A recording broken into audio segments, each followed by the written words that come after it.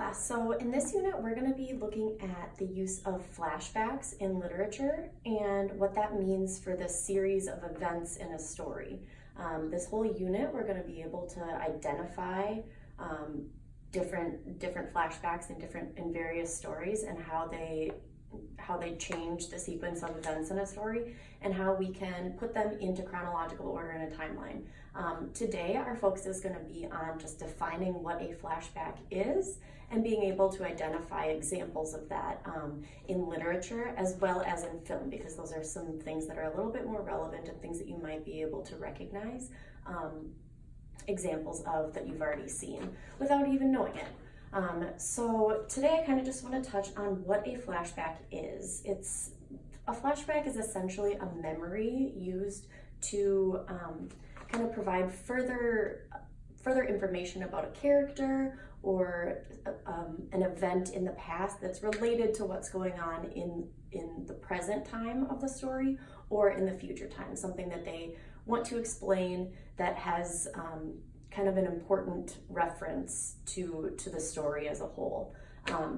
So flashbacks are used not only in literature or in books, but as well as movies. So there are a lot of examples in movies that we can show you. So the first one that I'm gonna show you, this is a movie that we actually just watched last week in our open period. And it gives a large example of flashbacks because they're used throughout the entire film. So this one is gonna be the first scene in the first flashback of the movie. Open it up here. I bet you could walk all day in shoes like that and not feel a thing.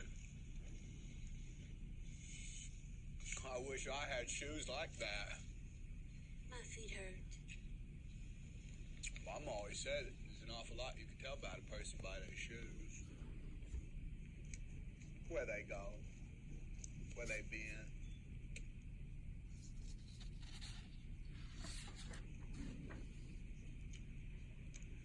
I've worn lots of shoes. I bet if I think about it real hard, I could remember my first pair of shoes. Mama said they'd take me anywhere.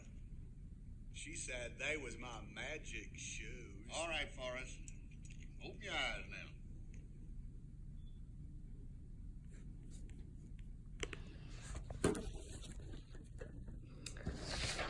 Okay, so in this example, we see Forrest Gump sitting on a bench, and a stranger sitting next to him, and he begins to engage in conversation with that stranger. So that's the current scene or the present event in the story of Forrest Gump. And then you see him remembering back. He said, I bet I could remember my first pair of shoes if I thought really hard. So then it flashes back to Forrest as a child, getting his braces for his feet and legs. So that's an example of flashback because in the first opening sequence of events, it's in the current or present time, and then an interruption of the chronicle sequence with an event of earlier occurrence happens. So again, he's just remembering back to his childhood, and that is what a flashback is. So these interruptions that writers, or in this case, movie writers they do that to insert past events in order to provide background or context to the current events of a narrative. So as we go through that movie, we see Forrest going back and remembering different periods of his life. So there are a lot of flashbacks occurring, but it's all related to him telling this story to the people sitting with him on the bench as he waits to go visit Jenny, as we see at the end of the movie. So that's a good example of flashback in film. Next, I want to give you an example. This is a children's book, so it'll be kind of like an easier example of how to identify that it's flashing back. But I'll pull it up here for us to get an example in literature. True story of the Three Little Pigs by A. Wolf. Everybody knows the story of the Three Little Pigs, or at least they think they do. But I'll let you in on a little secret. nobody knows the real story because nobody has ever heard my side of the story. I'm the wolf, Alexander T. Wolf. You can call me Al. I don't know how this whole big bad wolf thing got started, but it's all wrong. Maybe it's because of our diet. Hey, it's not my fault wolves eat cute little animals like bunnies and sheep and pigs. That's just the way we are. If cheeseburgers were cute, folks would probably think you were big and bad too. But like I was saying, the whole big bad wolf thing is all wrong.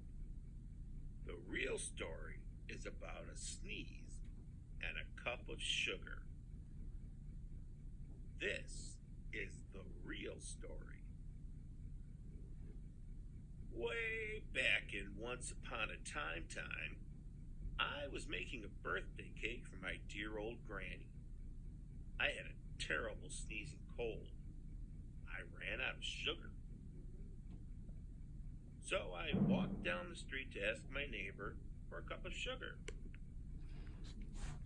Okay, so we'll stop there because that kind of provides us with enough information that leads us to understand that that is the use of a flashback in that book.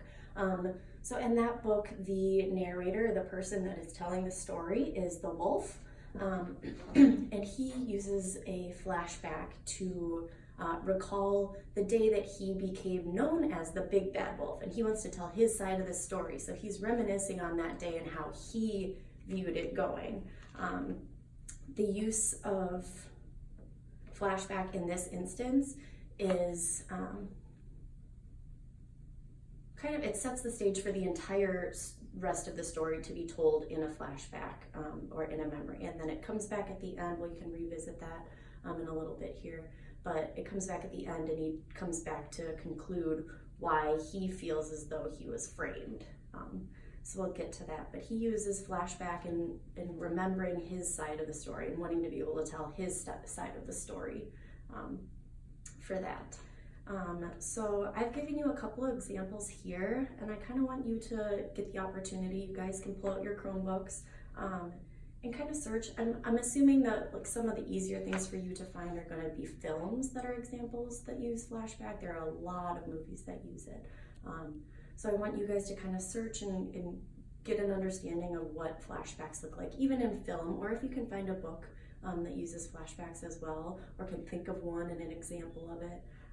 And then I just want you to be able to chat with your peers next to you, and we'll come together and kind of discuss some more of these examples that you guys come up with and why they are examples of flashbacks. So again, I want you to remember that a flashback is an interruption in the chronological sequence with an event of earlier occurrence. So that means it interrupts the expected series of events that you would think is happening because it pushes back to a memory.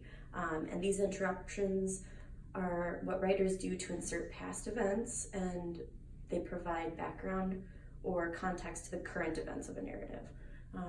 So I'll give you guys a little bit of time to work independently, and then we will pair up, kind of share our findings, and then we'll come back together as a group and discuss these examples that you were able to find.